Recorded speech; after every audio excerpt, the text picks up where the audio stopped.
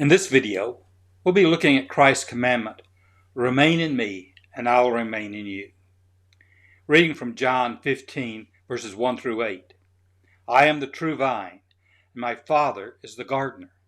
He cuts off every branch in me that bears no fruit, while every branch that does bear fruit, he prunes so that it will be even more fruitful. You're already clean because of the word I have spoken to you. Remain in me, as I also remain in you. No branch can bear fruit by itself. It must remain in the vine. Neither can you bear fruit unless you remain in me. I am the vine. You are the branches. If you remain in me and I in you, you will bear much fruit. Apart from me, you can do nothing. If you do not remain in me, you are like a branch that is thrown away and withers. Such branches are picked up, thrown into the fire, and burned. If you remain in me and my words remain in you, ask whatever you wish, and it will be done for you. This is to my Father's glory, that you bear much fruit, showing yourselves to be my disciples. If you like this video, please hit the like and subscribe buttons so you'll not miss any future videos.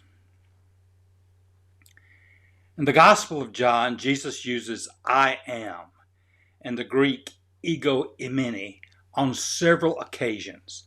I am the bread of life, John 6:35. I am the living bread that comes down from heaven, John 6:51. I am the light of the world, John 8:12. I am the sheep's door, John 10:7. I am the good shepherd, John 10:11. I am the resurrection and the life, John 11:25.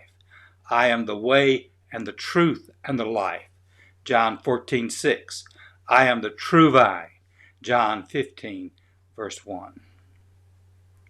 Now, many theologians feel that this I am language refers back to Moses' encounter with God at the burning bush, when God identified himself to Moses as I am who I am, telling Moses, you shall tell the children of Israel this, I am has sent me to you.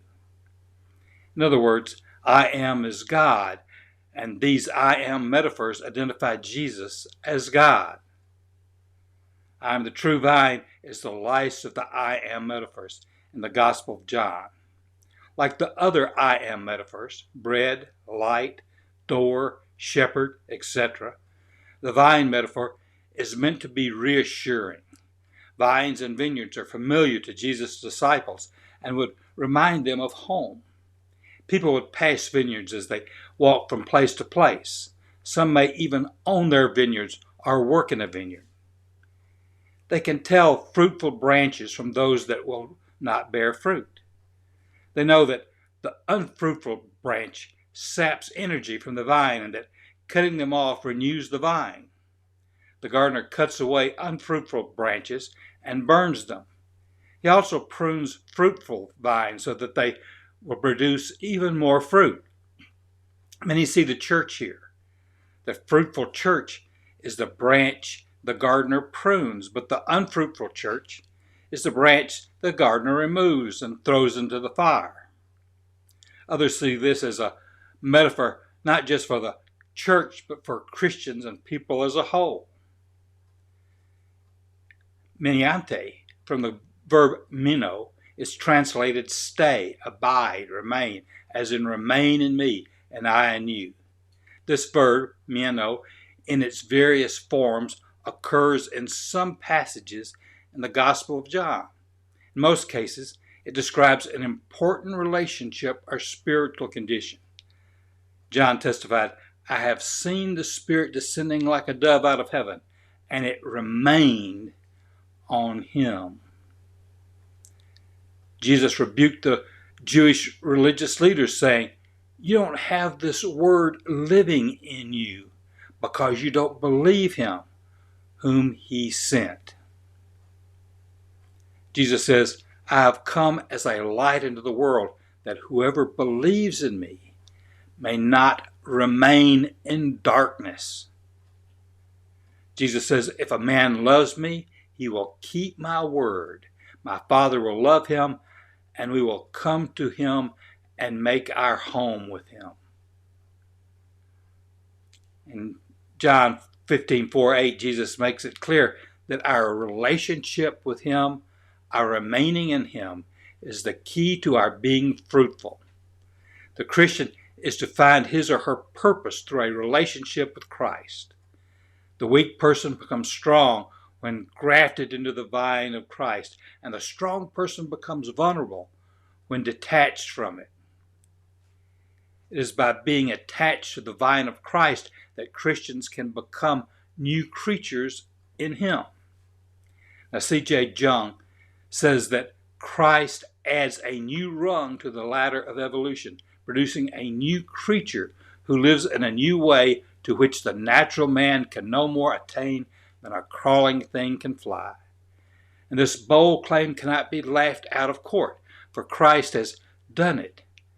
And we meet each such new creatures every day upon the streets. And we are meant to be one of them, are intended to live that others meeting us will look at us and look again, and then from us to Jesus Christ, and that perhaps is the most important way in which we can help Christ. This is quoted from Gossip, from the Interpreter's Bible, Volume 8, page 717.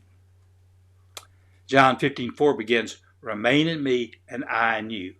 According to Charles Cougar, these words are also addressed to the church, whose communal life and ministries of social justice are no more than branches to be tossed into the fire apart from indwelling Christ.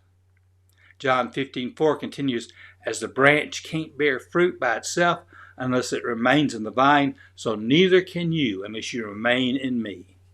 The church is always tempted to look to wealthy donors or political connections for strength, but Jesus tells us that fruitfulness starts in a very different place. As long as we are in his presence, his strength becomes ours. As soon as we turn our back on him, our strength begins to drain away. Now, of course, Satan tempts us to believe differently. Satan wants us to think that we can accomplish anything we want on our own without God. Satan wants us to believe that our faith can be placed in ourselves or in a human-made ideology. The problem is that all human-made ideologies, no matter how good they sound, are still just human-made, and as a result have errors. Every human-made ideology, conservative, liberal, progressive, libertarian, capitalist, socialist, communist, feudalist, etc., at some point will conflict with the teachings and commandments of Christ.